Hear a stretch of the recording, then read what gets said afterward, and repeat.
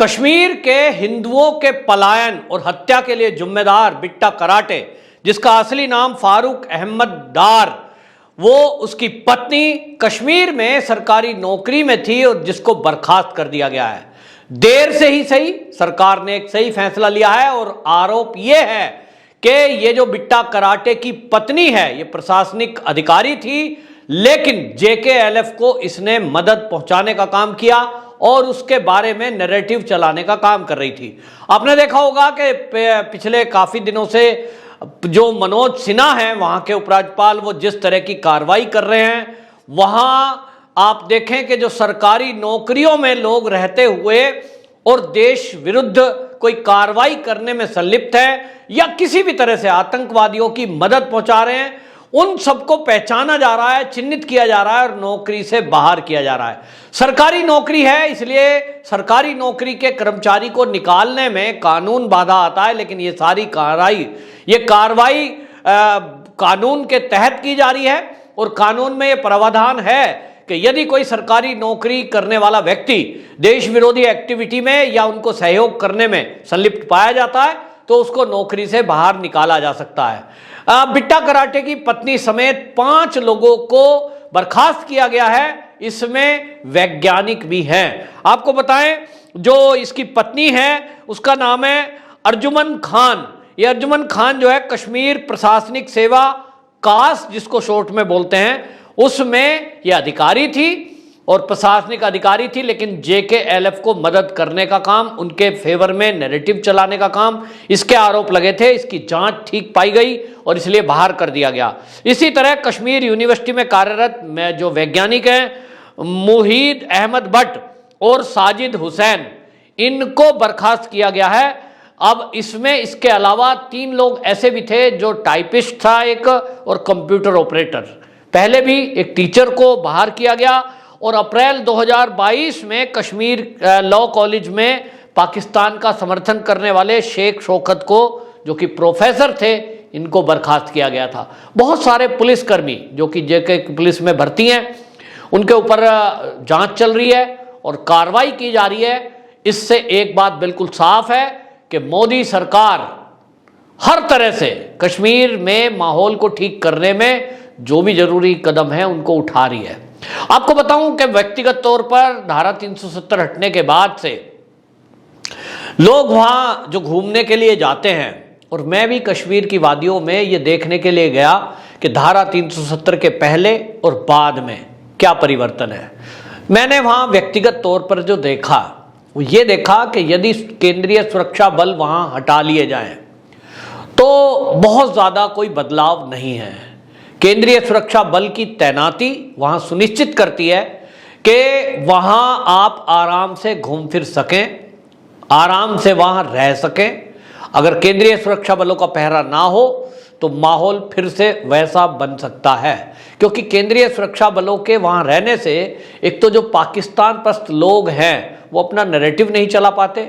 पाकिस्तान से पार करके बॉर्डर को जो भारत में आकर आतंकवादी आते थे उनको हमारी सेना ट्रेस करती है, मार गिराती है, और इसलिए लगातार ये 24 घंटे निगरानी और 365 दिन की ये एक्सरसाइज है, जिसके कारण आतंकवाद अब कश्मीर में खत्म हो गया है। यदा कदा कुछ घटनाएं होती हैं और वो जो घटनाएं होती हैं लोकल लोगों के सहयोग के कारण से होती है। इस पर भी नियंत्रण कैसे पाया जाए, तो लोगों का कहना है कि ये तब तक नहीं हो सकता जब तक लोकल जो लोग हैं उनकी मानसिकता और जो लोकल पुलिस है जम्मू कश्मीर की, उनके दिमागों में वो परिवर्तन नहीं आएगा, उनकी कार्यशैली में परिवर्तन नहीं आएगा। अभी भी कश्मीरी हिंदू जो है उनकी केवल संख्या वहां इस समय लगभग 10,000 के करीब बताई जाती है। पूरे कश्मीर के अंदर मात्र 10,000 हिंदू, आप समझ सकते हैं, वो परसेंटेज में कहीं आते भी नहीं है। जो कश्मीर की कुल आबादी है उसमें अगर आप देखेंगे कि हिंदुओं का प्रतिशत क्या है तो वो प्रतिशत 1% भी आप नहीं कह सकते। ऐसा एक राज्य जहां हिंदू विहीन हो गया है, अब आप समझ लीजिए, जम्मू अगर ना जुड़ा हुआ हो, हम अगर कश्मीर की केवल बात करें तो वहां हिंदू ना के बराबर है। और एक और बात है कि पूरे देश के लोग जो घूमने जाते हैं वहां पर्यटन के लिए जो जाते हैं, जिसमें करोड़ों रुपया केंद्र सरकार खर्च करती है, एलटीसी देती है, होम टाउन एलटीसी देती है। पिछले कई सालों से सरकार की योजना चल रही है कि यदि आपका दिल्ली से 50 किलोमीटर दूर भी गांव है और आप गांव नहीं जाना चाहते, तो गांव के बदले आपको ऐसे जगह घूमने के लिए सरकार पैसा खर्च देती है, जिसका हवाई जहाज का किराया तक आपको मिलता है। मोटा पैसा सरकार खर्च करती है। सरकार के जो इरादे हैं उसके पीछे यही है, योजना के पीछे यही एक कारण है। वो चाहते हैं कि कश्मीर में टूरिज्म बढ़े, क्योंकि वहाँ कोई इंडस्ट्री नहीं है, वहाँ के लोगों को टूरिज्म से ही आमदनी होती है। लेकिन केंद्र सरकार ये जो एलटीसी के जरिए पर्यटकों को वहाँ भेज रही है, देश के लोगों को वहाँ भेज रही है, जो अपनी जेब से भी एक परिवार लगभग अंदाजे में 50,000 से 1 लाख रुपया खर्च करके वहाँ आता है, इसी से कश्मीरी आमदनी करते हैं।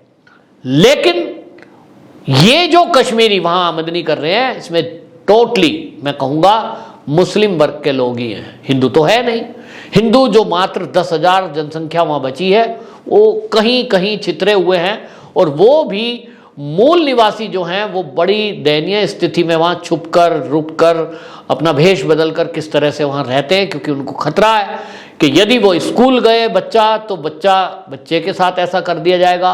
पिछले दिनों टीचरों को हमने देखा। मतलब कुल मिलाकर यह है कि माहौल अभी भी ठीक नहीं है।